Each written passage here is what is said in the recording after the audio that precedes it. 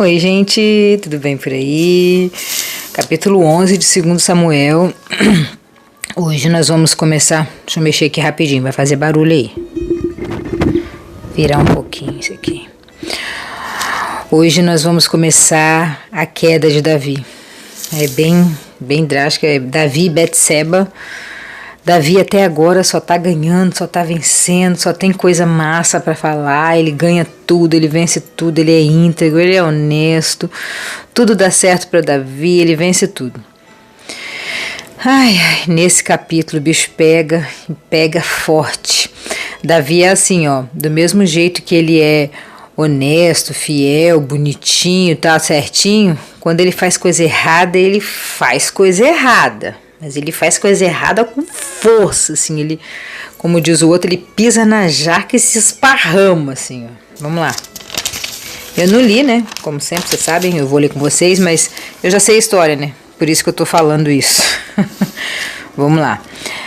Na primavera seguinte, época do ano em que os reis costumam sair para a guerra, Davi mandou Joabe e os seus oficiais, e o exército israelita fossem atacar os inimigos. Espera um pouquinho.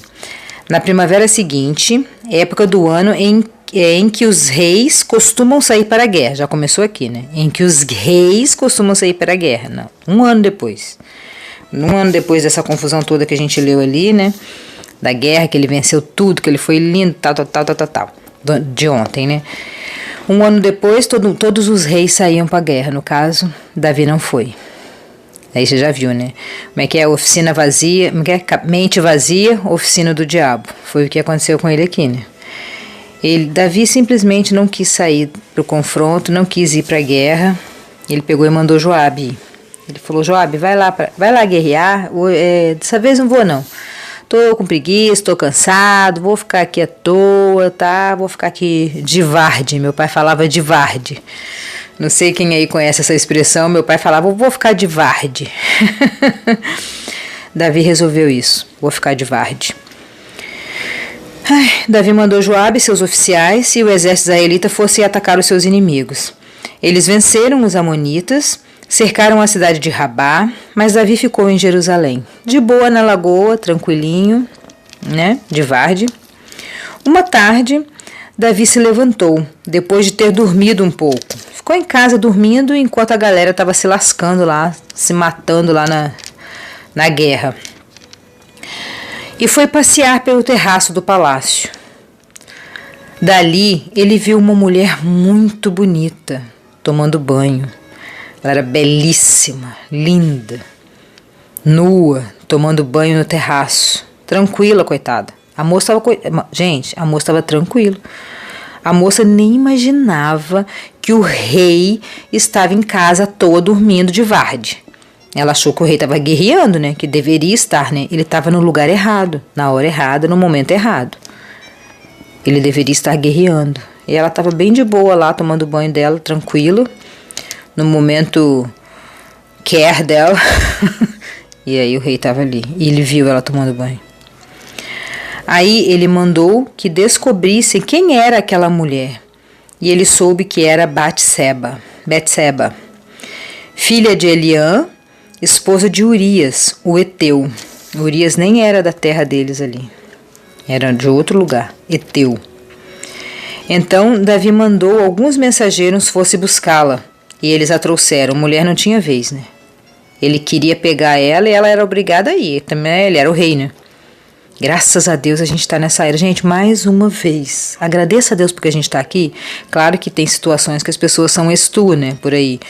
Mas ninguém pode pegar a gente e fazer o que quiser com a gente, né, graças a Deus. Mas aqui não tinha essa opção. Todas eram obrigadas, né. Davi mandou buscá-la, os caras foram lá, pegaram ela, os mensageiros, e trouxeram ela para ele. E Davi teve relações com ela. Betseba tinha justamente terminado seu ritual mensal de purificação.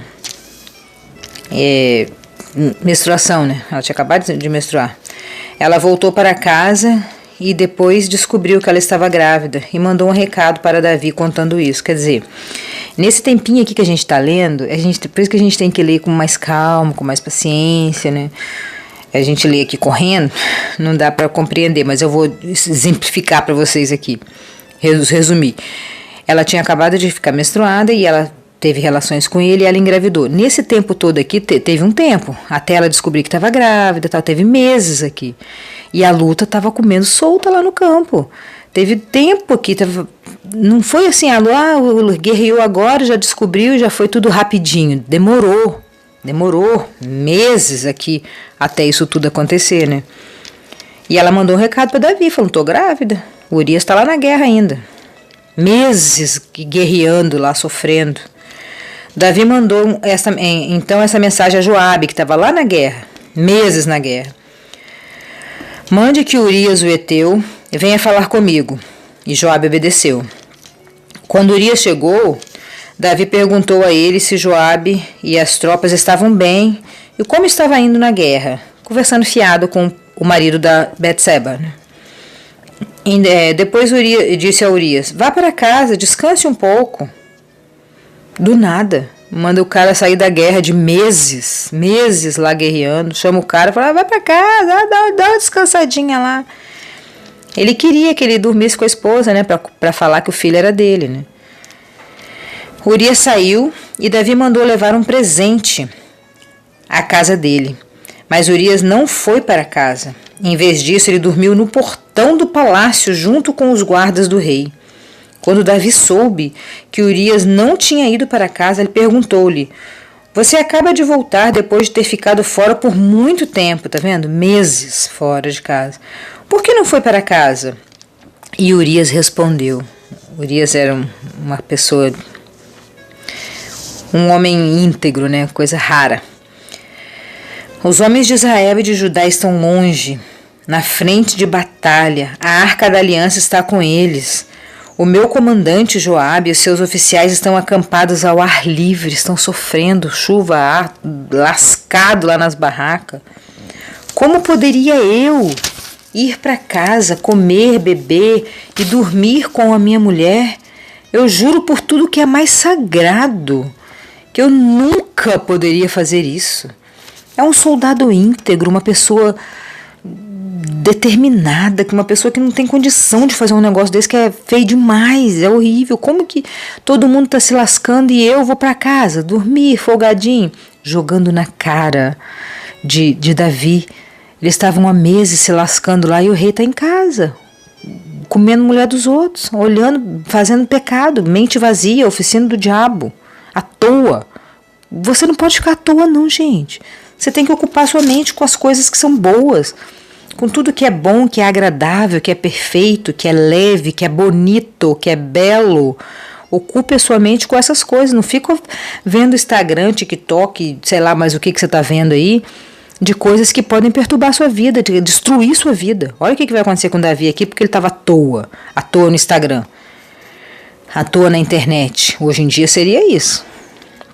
Quantas vezes você fica rolando feed? Rolando, o vício de rolar feed te leva para a ruína. Presta atenção no que você está fazendo, hein? Presta atenção no que você está fazendo. Um pecado vai levando o outro. Ele estava à toa, ao invés de fazer o que está fazendo, ele estava no lugar errado, rolando feed. Olhou a mulher do outro, tentou resolver culpar, dar o filho para ele. O cara foi honesto, íntegro, falou, não vou rolar feed, não vou rolar feed. O cara pegou e fez outra coisa. O que ele fez? Não tenho condição de rolar feed, meus companheiros estão se lascando lá, você tá à toa aí, mas eu não vou fazer isso. Então Davi disse, fique aqui o resto do dia, amanhã eu mandarei você de volta, ainda tentando insistir para que ele fosse para casa culpar ele do filho. Falar, né, para ele fazer, vocês entenderam. E Urias ficou em Jerusalém naquele dia e no dia seguinte, ficou 2 dias lá agoniado, pensando nos colegas dele que estavam lá, né. Davi convidou-o para jantar, fez com que ele ficasse bêbado, Davi ainda insistindo na manipulação. Davi queria manipular, Davi estava cheio dos pecados. Por quê? Porque estava à toa, porque estava no lugar errado, porque não fez o que tinha que fazer. Um rei deveria estar lutando, mas ele ficou à toa, rolando feed. Mesmo assim, Urias não foi para casa naquela noite. Em vez disso, dormiu no seu cobertor, no quarto da guarda do palácio. Mesmo bêbado, Urias era uma pessoa íntegra. Ele não tinha condição psicológica. A integridade é maior que ele. Na manhã seguinte, Davi escreveu uma carta a Joabe e mandou por Urias. Pelo próprio Urias ele mandou a carta para o comandante do exército. Davi escreveu o seguinte: põe Urias na linha de frente, onde a luta é mais pesada. Depois se retire e deixe que ele seja morto. Olha aonde que o pecado... Por isso que eu falei que Davi, ele era super honesto e super desgramado também. Ele pisou na jaca e se esparramou na jaca. Agora ele tentou que ele fosse lá dormir com a esposa, tentou, embebedou, mandou presente, ele fez tudo o que ele pôde. O cara não quis, ele falou: então mata. Ele matou um homem justo, um homem extremamente honesto, fiel, justo. Ele mandou matar para cobrir o pecado dele. O que uma mente vazia não faz, né, gente? O que uma mente que fica o dia inteiro rolando feed, vendo pecado e planejando pecado não faz? Por isso, enquanto estava cercando a cidade, Joabe mandou Urias para um lugar onde sabia que o inimigo estava mais forte. As tropas inimigas saíram da cidade, lutaram contra as forças de Joabe e mataram alguns oficiais de Davi. E Urias também foi morto. Então Joabe mandou a Davi notícias da batalha. Ele disse ao mensageiro o seguinte: se depois que você contar ao rei tudo sobre a batalha, ele ficar zangado e perguntar: por que vocês chegaram tão perto da cidade para lutar com eles? Não viram que eles poderiam atirar flechas do alto da muralha? Vocês não lembram como Abimeleque, filho de Jerubezete, foi morto? Foi na cidade de Tebes, onde uma mulher atirou de cima da muralha uma pedra de moinho e o matou. Então por que vocês chegaram tão perto da muralha? Se o rei perguntar isso, responda: Urias, seu oficial, também foi morto. Joabe já estava ali no esquema, né? Já fez de propósito toda essa estratégia para matar o... Porque Joabe, ele era muito fiel a Davi, mas ele era sanguinário. Joabe, ele tinha um pezinho na violência, sabe? Aquela pessoa que... Ele era fiel a Davi, mas ele tinha um pé na violência. Ele era meio que do mal, assim, sabe? Sorte que ele estava do lado de Davi, né? Porque se ele tivesse do lado de Saul, estava lascado. Ele era do mal, ele. Ele já mandou avisar, né? Então o mensageiro foi e disse a Davi que Joabe tinha mandado. O mensageiro disse assim: os inimigos eram mais fortes do que nós e saíram para fora da cidade para lutar no campo aberto. Mas nós os forçamos a voltar para os portões da cidade. Então eles atiraram flechas do alto das muralhas contra nós, e alguns dos seus oficiais foram mortos, e o seu oficial Urias também morreu. E Davi respondeu ao seu mensageiro: anime Joabe, e diga-lhe que não fique preocupado, pois numa batalha nunca se sabe quem vai morrer. Diga-lhe que ataque com mais força até conquistar a cidade. Betseba soube que o marido tinha morrido e chorou por ele. Minuto de silêncio por Betseba. É brabo, né? Depois que passou o tempo de luto, Davi mandou trazê-la para o palácio. Ela se tornou sua esposa e lhe deu um filho. Mas o Senhor não gostou do que Davi tinha feito. Vamos dar uma paradinha aqui, deixa eu ver. 13 minutos, dá tempo, gente, dá tempo. Os estressadinhos aí não ficam com raiva, dá tempo. Betseba soube, né, que Urias tinha sido morto. Claro que eu acredito, assim, entrando aqui na história, que ela não soube que Davi tinha armado todo esse esquema maquiavélico. Foi maquiavélico, né? Tentou dar presente, tentou mandar ele embora, puxou ele da guerra, fez tudo que pôde. Urias é um homem honesto, Urias está no céu. A gente vai conhecer Urias lá na Nova Jerusalém, né? Quando a Nova Jerusalém descer aqui, que a gente vai morar tudo na paz eterna, a gente vai conhecer Urias. Ele era uma pessoa do bem, né? Betseba ficou sabendo que ele tinha morrido. Era uma coisa que eles já esperavam, né, gente? Todo mundo que vai pra guerra, a gente espera o pior, né? Ora pelo melhor, mas espera o pior também, né? Ela chorou muito por ele, ela ficou muito triste, ela amava o marido dela, né? Mas também, né, eu acho que deveria ser difícil para ela ter que explicar isso tudo. O rei me pegou à força aqui, me estuprou, né, e agora eu tô grávida. Urias ia ficar muito revoltado. Ia dar ruim de qualquer jeito, né? Então, eu acho assim que para Urias foi até bom, né? Ter partido para a glória, porque evitou toda essa situação aqui. Mas enfim, ela chorou depois que passou um tempo. O tempo de luto, não sei quanto tempo, né? Foi o luto aqui. Tem gente que é um dia, tem gente que é 2 anos, depende, né? Mas a vergonha da Betseba, né? Foi crescendo a barriga dela ali, né? As pessoas iam saber que o marido dela estava na guerra há meses. Quem foi que estuprou ela, né? Só os mensageiros que buscaram ela para ser estuprada que sabia, né? Mas enfim, Davi foi lá pelo menos, né? Pegou ela e tornou ela esposa e ela lhe deu um filho. Ela lhe deu um filho, mas Deus não gostou disso. A gente vai falar sobre o filho dela mais pra frente. Quem conhece a Bíblia já sabe da história, mas quem não conhece vai saber. Aqui no Toque de Clá eu vou contar essa fofoca pra vocês. Volta aqui, que nos próximos capítulos iremos saber sobre esse filho aqui. E aqui finalizamos esse capítulo, né, dessa queda. Pá, Davi saiu lá do topim, pá. Davi tomou um tombaço, assim, ó.